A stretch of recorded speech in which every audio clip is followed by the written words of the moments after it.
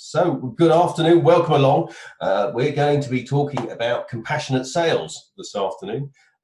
So first of all, let me introduce myself. My name is Rupert Turton. I'm the Managing Director of Action Coach in Oakham, where we work with business owners so that they can become the best they can be, achieving their business and personal goals, whether that is more time to do what they want to do, a better performing team, or to make more money, whatever their goal is. We work with the business owners to help them achieve their business and personal goals.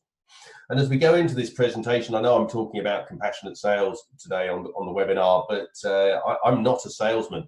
I have historically worked in selling roles as sales support. Obviously, when I was working as a consultant, part of being a consultant is to sell yours and the company's services. I've also worked as a bid manager, managing large outsourcing bids. And of course, now I'm a business owner, but I've never considered myself throughout my career to be a sales person.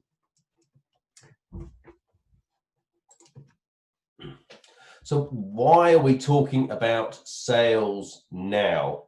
So we've spoken to a number of business owners over the last few months, and with everything that's been going on around COVID-19 and the lockdown, those business owners are feeling it is wrong to be selling at the moment. They feel now is the time for community, for support and for giving. And yes to all three of those. But we as business owners still have to eat. We all have businesses to support, and those businesses support our workers, our teams, our suppliers, and our other customers, who in turn have to support their families and things like that. So actually, as the first bit of interaction this afternoon, do you just want to type into the Q&A box, what is your attitude to sales right at this moment? How do you feel about sales at the moment? If you can type that into the Q&A box, let's just see what views you all have at the moment.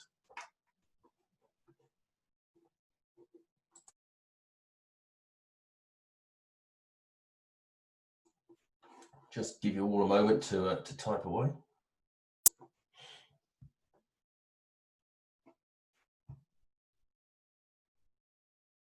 Oh, got a couple of options here. Oh yeah, okay, Tobias, you said pretty much business as normal.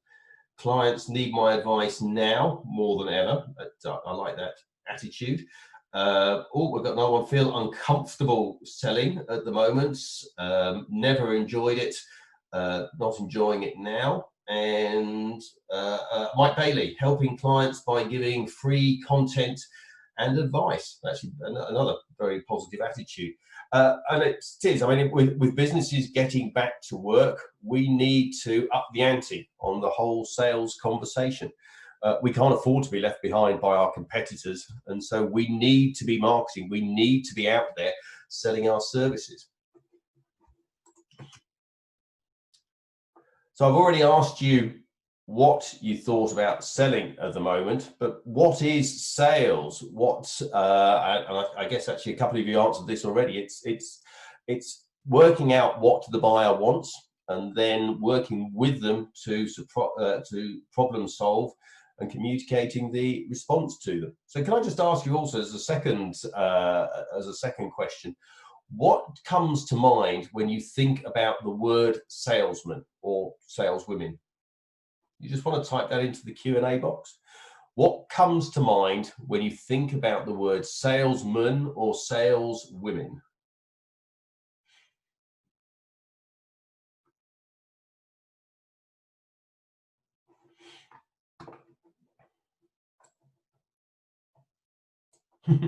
That was quick, yeah. A necessary evil.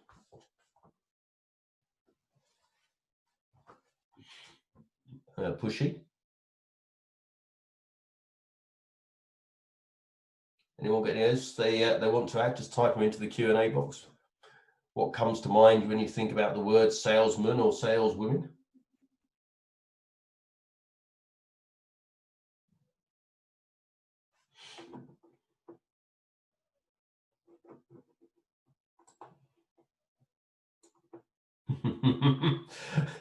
Thank you, Tobias. Yes, I think the general consensus is pushy, self-serving, etc. Usually negative. Yeah. Then we've also got consultants understanding what clients value. Ooh, quite different views there, actually. And it's good to see a couple of positive comments coming up here, as well as I have to say, salesmen seem to have a universally negative press, shall we say.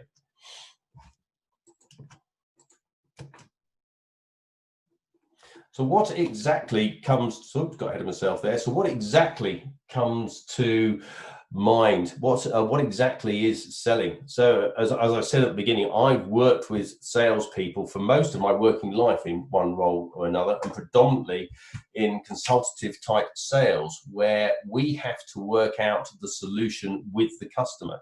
It's not a product you can just take off the shelf and hand over to somebody. It's something that doesn't really have exist at the start of the conversation. It doesn't really have form. Also, what I've noticed in sales is also a very definite role about building relationships with the client to drive through to sales. So years ago, great example of this actually, years ago I worked for a company where we could never work out what the owner did all day. He just seemed to spend his entire time going out for lunch and dinner with various people.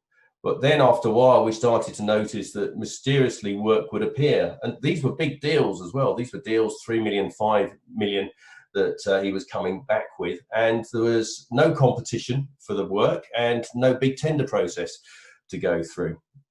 And the point being, he had known the right person. He developed those relationships. He had sat down with them and informally and then latterly formally discussed the problems they had in their business with them. They worked out a solution. And then the obvious thing to do was to give it to our company to go and do the work. And at Action Coach, we do a lot of work around selling mindsets, techniques, and the morality, etc. Now, I've always had that niggling worry that sales is a necessary evil, and that we need to support our salesmen. But since we started Action Coach in Oakham and started to work with a number of clients, my attitude has changed slightly. And I think the biggest single change to that came out of COVID-19, where a business that we've been talking to at the end of last year went out of business, and as a result of COVID-19. And I've never been in that position before. And I'm pretty certain that we could have helped that business through to continue to be successful and survive COVID-19. And interestingly, the manager of that business wanted our help. She was very keen on getting coaching for her and her team.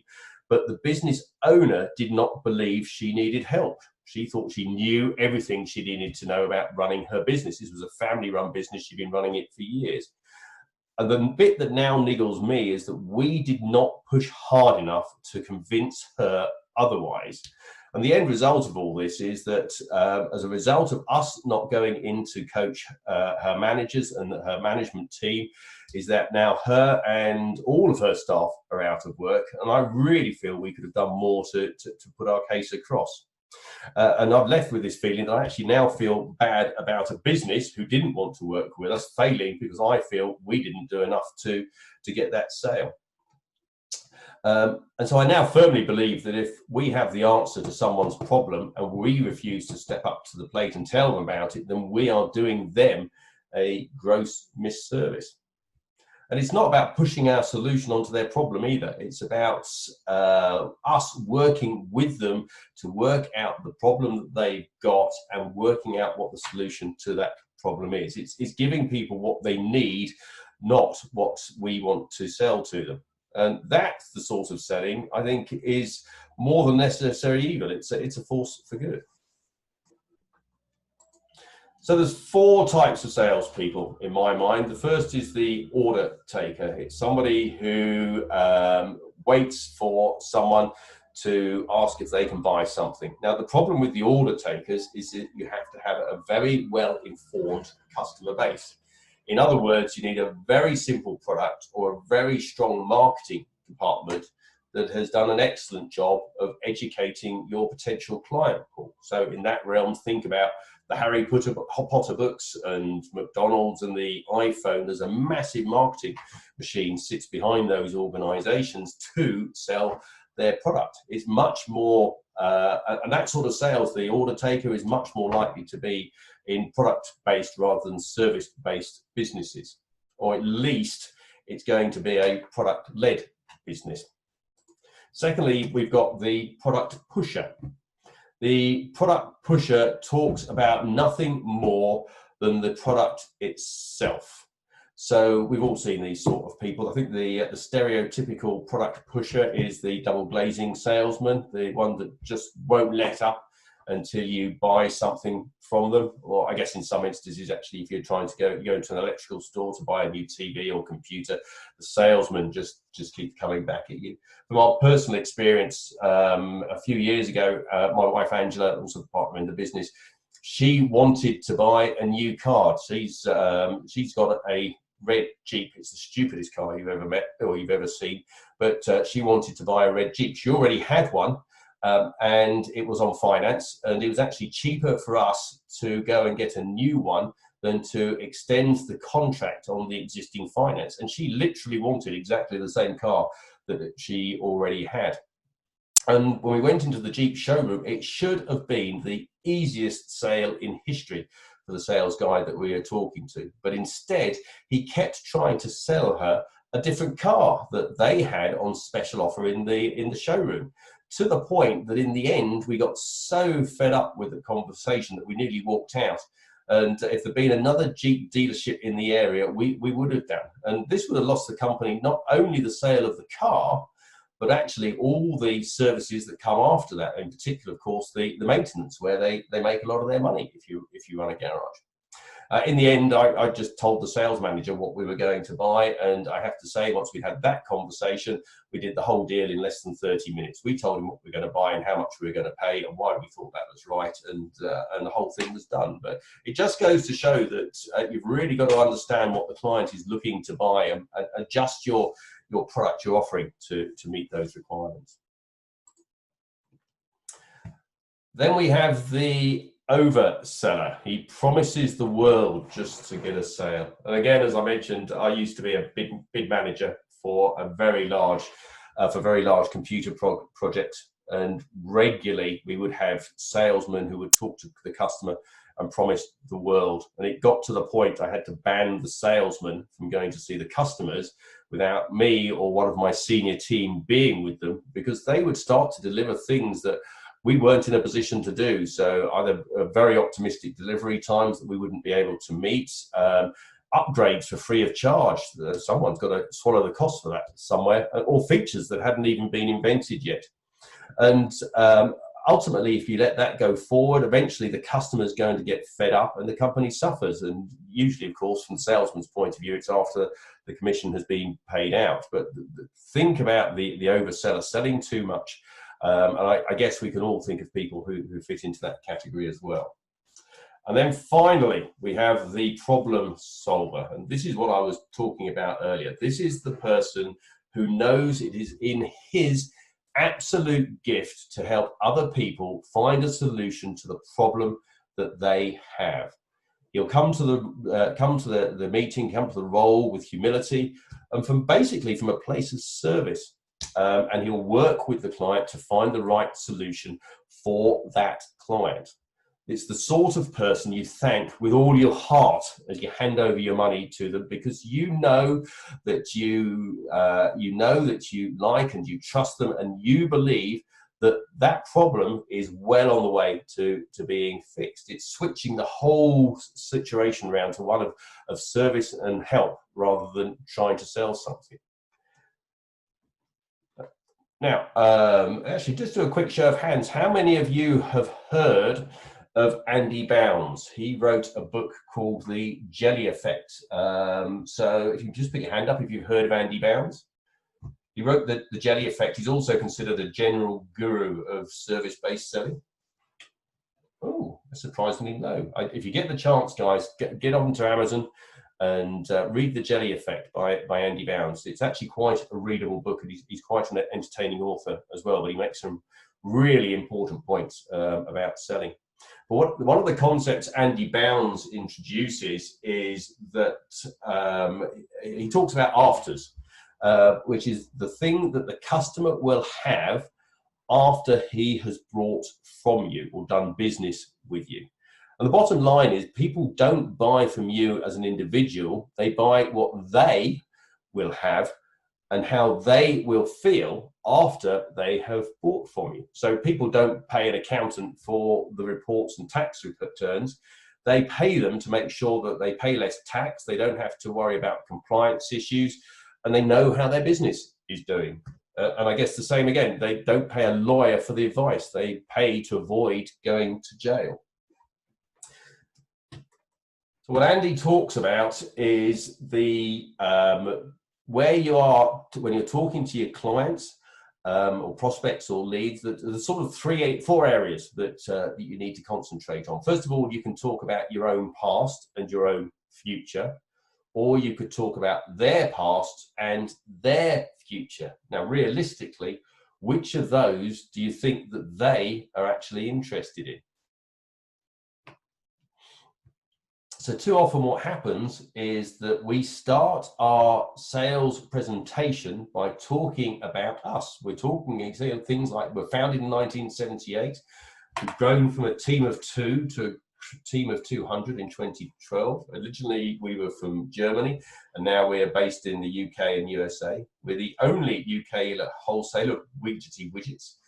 We've got our own fleet of vehicles, and we've won the Best Digit Design Award 2010. What do you think the customer's hearing when you say that to them? What he's really walked away with from that conversation is that we're old, we were small, and now we're less small. We're in Germany. We're the only ones with this type of widget. We own some vans, and we're proud of our design achievements.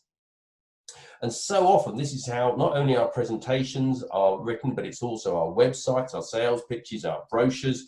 They all start with this information, and it's not the type of information that the client is looking to hear, particularly at the beginning of the conversation. There is a place for that type of information, and I'll talk about that a little bit later on in the presentation as well. So instead of talking about us and what we have done in the past, the conversation needs to be about the customer. So the customer's asking himself, so what? What is all this information giving me? So we need to be having the conversation about the recent past, because we need to understand what the customer's issues are.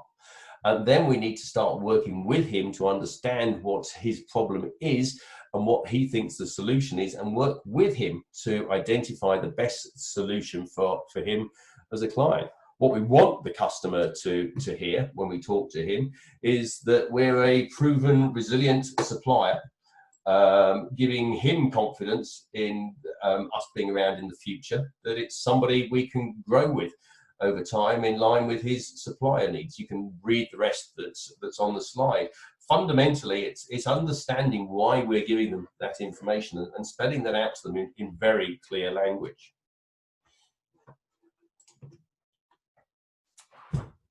So remember to talk to them about their future, but you really need to talk in detail you really need to talk in detail about what they are going to get. So don't talk to them about your past.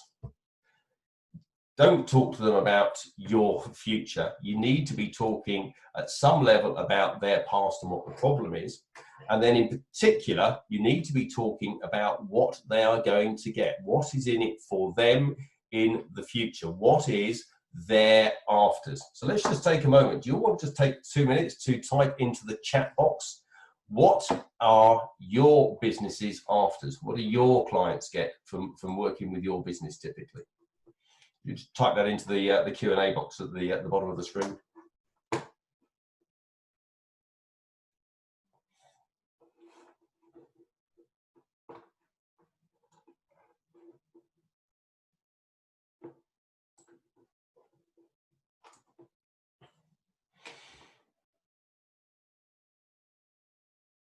So first one in here, a beautiful functional kitchen for the family to meet in. Sounds rather nice.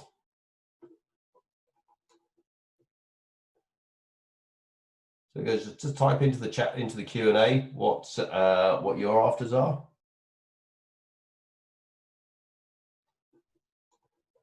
Well, this one's pretty broad.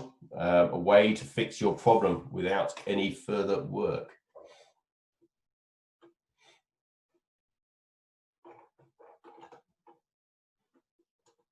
And then we've got reduced cybersecurity risk and positive cultural change. Oh, this is a long one. An ongoing review process, cash flow modeling at no additional cost, free fund switches to ensure the investment rate remains suitable and in line with their customers, in line with their circumstances, and advice and meetings as required. Very much so, all of those describing what the client's going to have after he has done business with your organization.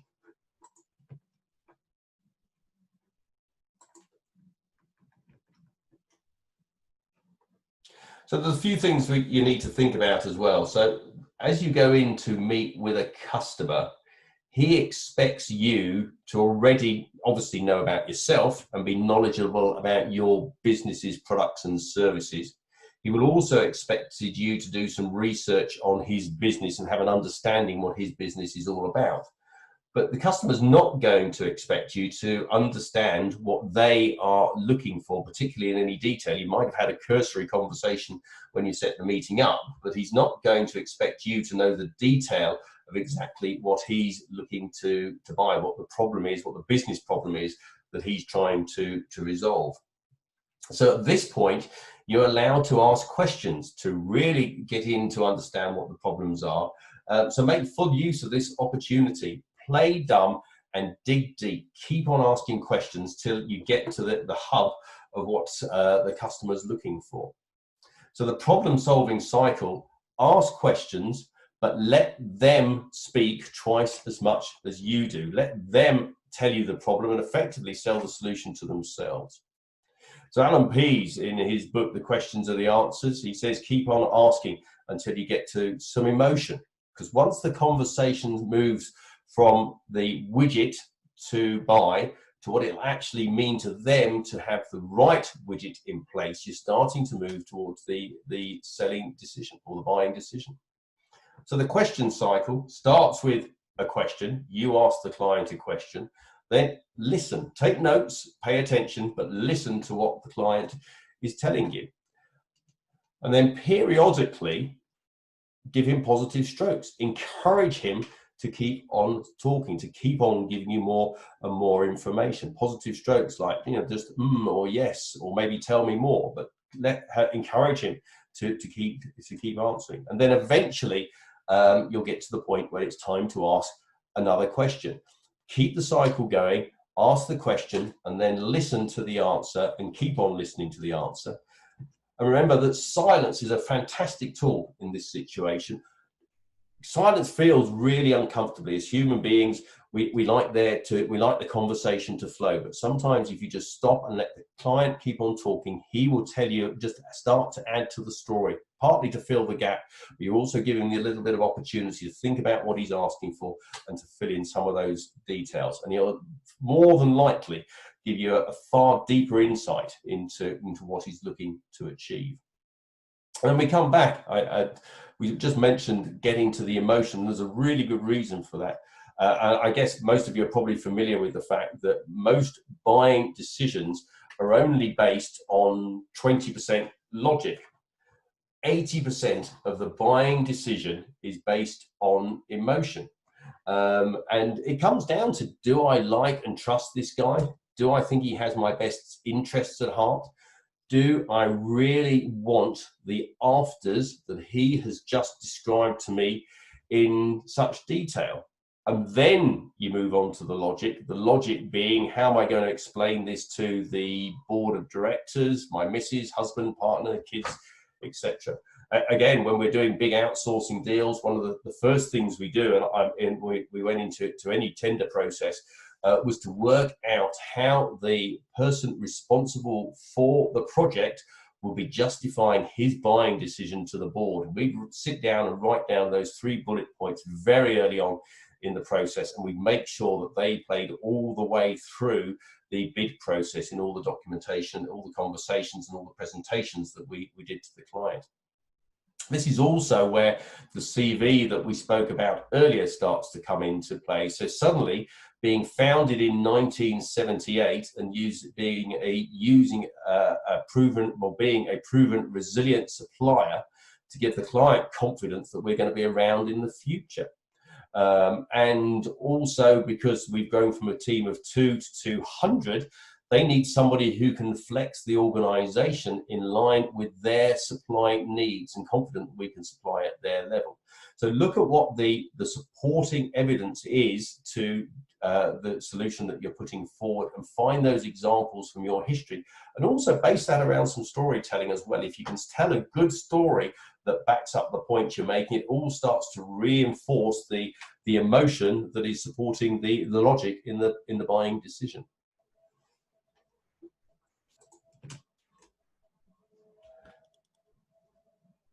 So let's just talk a moment about trust as well. The prospect has to trust you to want to do business with you. It's a big part of that emotional decision to buy from you. And trust really breaks down into 3 components. First of all, it's your credibility. Does he believe that you and your organization have the skills and the technology and the techniques to deliver the solution that he needs as a customer? Second thing is reliability. You have to prove that you are going to do what you say you're going to do when you say you're going to do it consistently. And the third thing, of course, is likability. Does he like you and the people that you're going to introduce him to at a personal level? Does he like the people he's going to be expected to work with?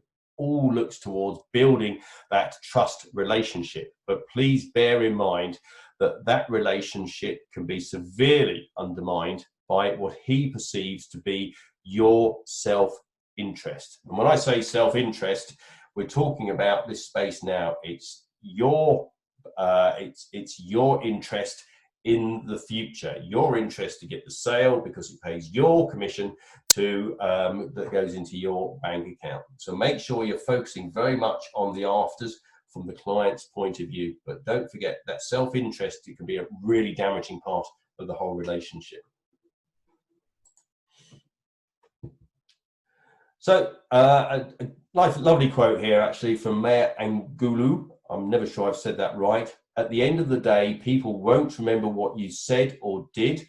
They will remember how you made them feel. This is a real left brain, right brain sort of thing. So the right brain, which is all about creativity and music and emotions, that's the long-term memory. That's where they're going to remember their interaction with you and your company. It's not the left brain. Left brain is short-term and deals primarily with the logical decision. It's the memory and the logic part of the brain. So what we're trying to do is, I suppose, that naturally the whole experience will embed into somebody's right brain. The left brain will discard the information relatively good. So it's essential that you make them feel that they have had a good experience in their interactions with you and your company. Let me just check there's nothing popped up in the question box while I've been talking before we move on. No, we're looking good.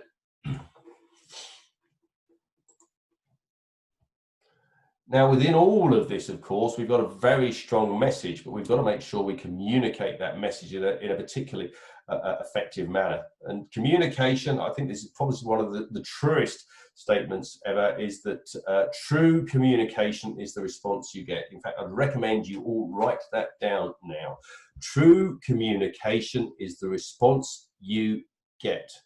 So have you ever had one of those conversations where you think you're talking about one thing, you think it is all agreed, and then you suddenly realize you get completely the wrong outcome? The communication, although it looked positive at the time, has gone wrong somewhere along the lines. And also it's worth bearing in mind, and I guess most of us are familiar with this, that there's really 3 tools of communication. There's the words we use, the voice we use, and our body language. And surprisingly, the ratios, words only actually account for 7% of our communication. Our voice and the way we talk and the rhythm and the spacing in our speaking accounts for 38%. And body language accounts for more than half of communication. That's 55% of our communication.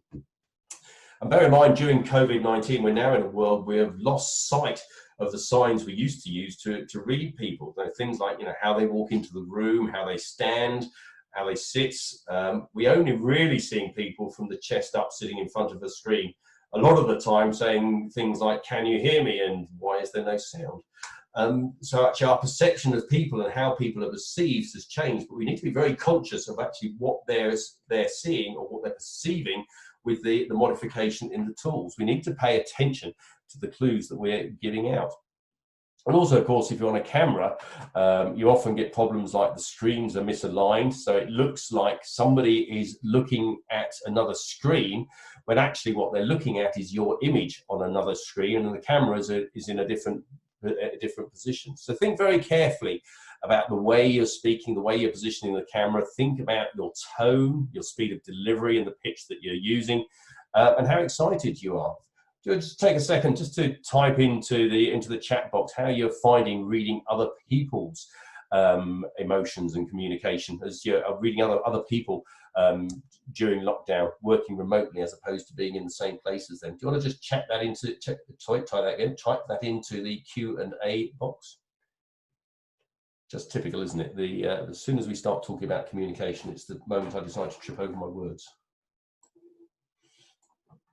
So how are you finding reading other people at the moment, working in the virtual world?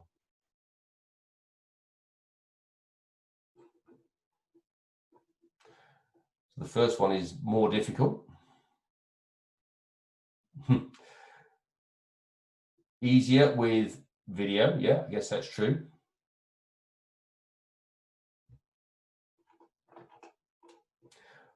More difficult and harder to read social cues from body language. Yeah, absolutely, absolutely right.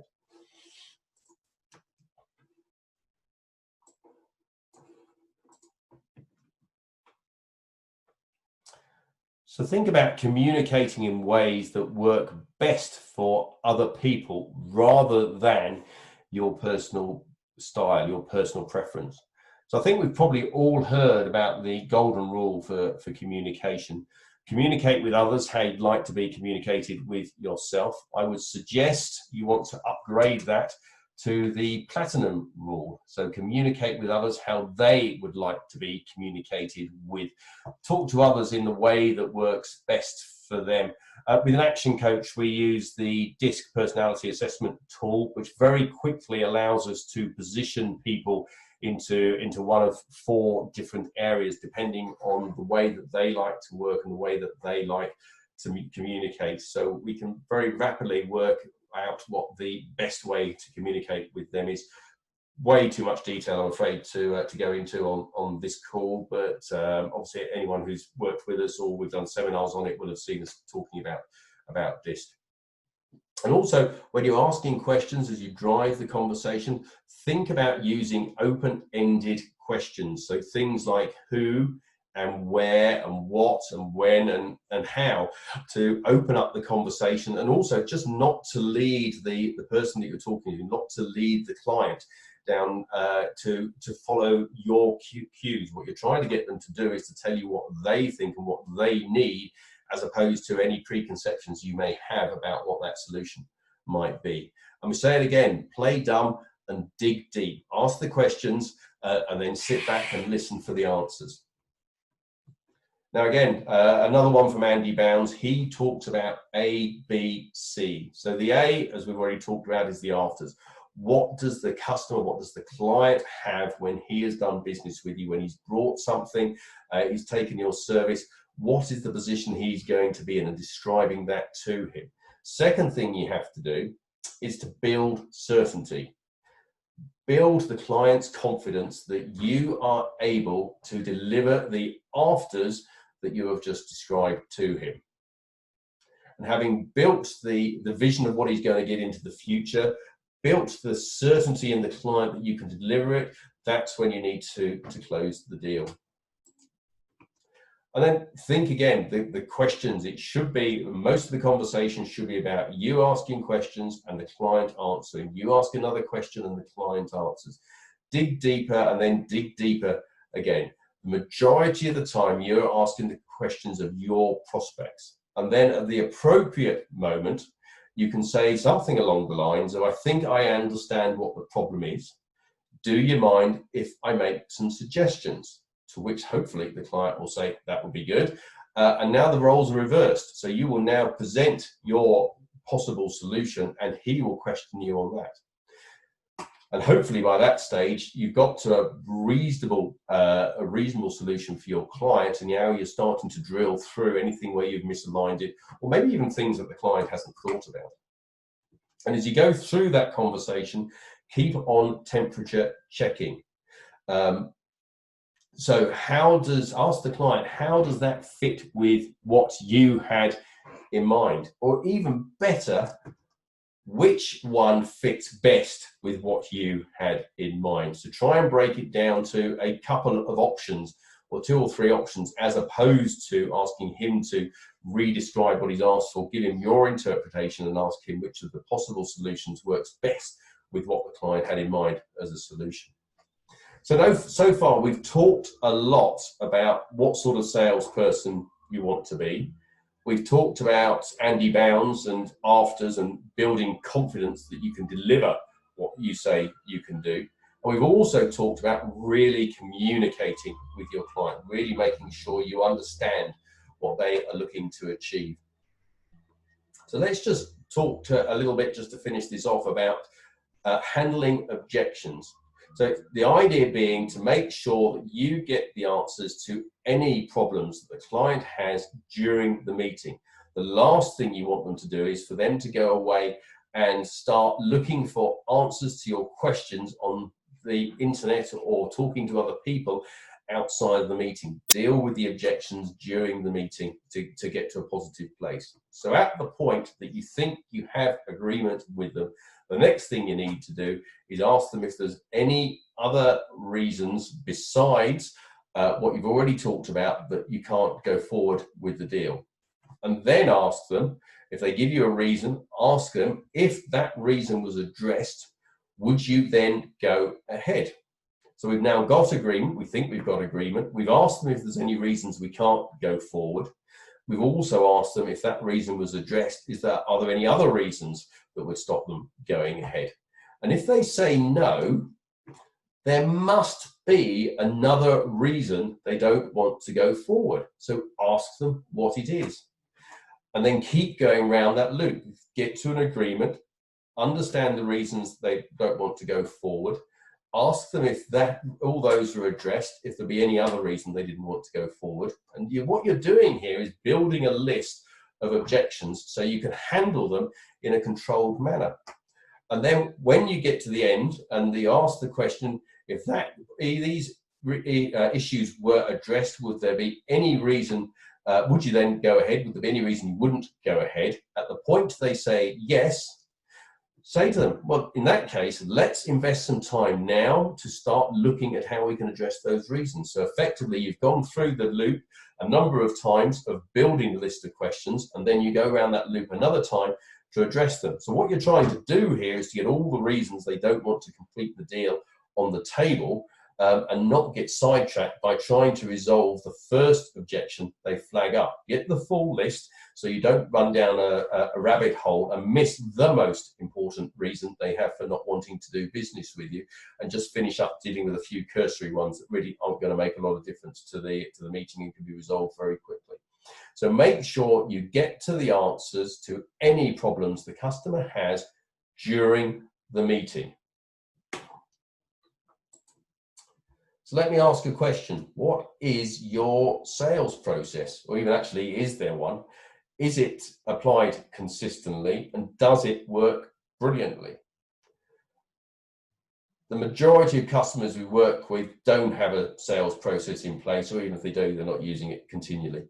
And those that do have a sales process in place and use it consistently usually are performing brilliantly every time. So how do you make sure that this happens consistently time and time again? And your system might be as simple as a checklist. It could be a script. It could be a workflow, or a combination of all those things.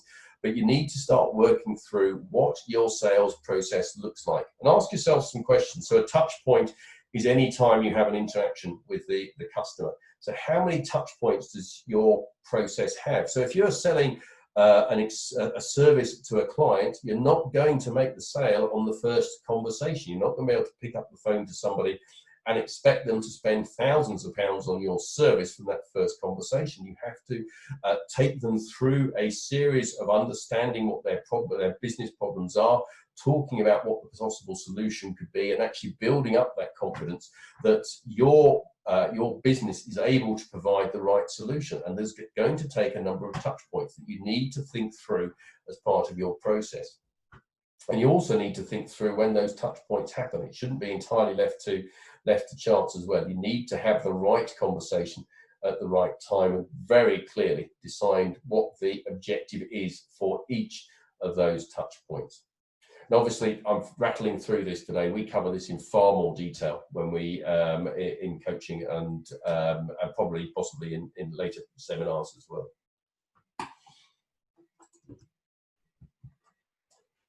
And then also think a little bit about what separates you in the marketplace. You need to be able to differentiate your product or service in the marketplace to what any of your competitors are doing. And that could be based on technology, it could be based maybe on tradition, so the process and the heritage of what we're making and what we're selling. It could be down to the speed of service or the flexibility that you provide. But there's really two types of USP. So there's how the customer perceives it, the perceived USP. What does the customer perceive as the difference between you and the competitors, and making sure that's clearly defined. And then, of course, what is the actual USP? What is the actual difference between the two of you? And you need to make sure the two align. The customer's perception of your business he may not definitely initially understand what the actual difference is between you and many of your competitors. So you need to go to efforts to make sure that's clearly defined. Make sure he understands what you're bringing in terms of the breadth of range in your product line, excuse me, the innovation that you bring to the market, maybe the scarcity of the product, or maybe the simple things like the environment and the location that you're based in, or the quality of the product that you deliver.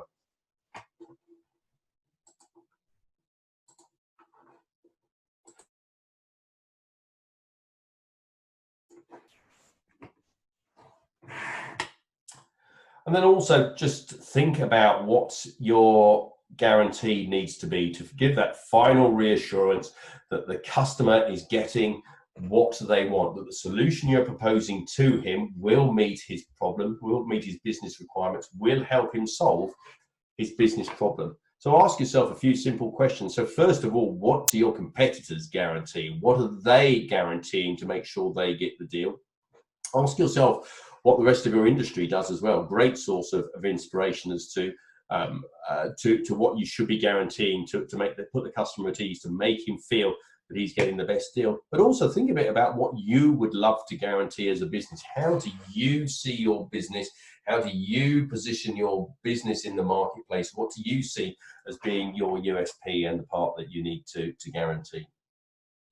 So guys, we've covered an awful lot of stuff today. We've talked about a number of things, positioning yourself in the market. We've talked about afters. We've talked about the sort of salespeople we have, and we've talked about communication. And then we've talked a little bit about objective handling at the end, and finishing that off by talking about guarantees as a way of mitigating the customer's perceived risk in proceeding with your client. Talked about an awful lot of things. Before we go on, are there any questions that anyone has? If there are, do you want to just type them into the chat box, and I'll endeavour to answer those. So hopefully you've enjoyed today's session. We'd love to get your feedback. We will send you an email shortly after the presentation. If you could take a moment or two just to give your honest feedback on the webinar today. It helps us to improve these going forward, and also it helps us to decide what future webinars we should be running. If you want to talk further to any of the coaches, please go to our website at oakham.actioncoach.co.uk, or just simply Google Action Coach Oakham.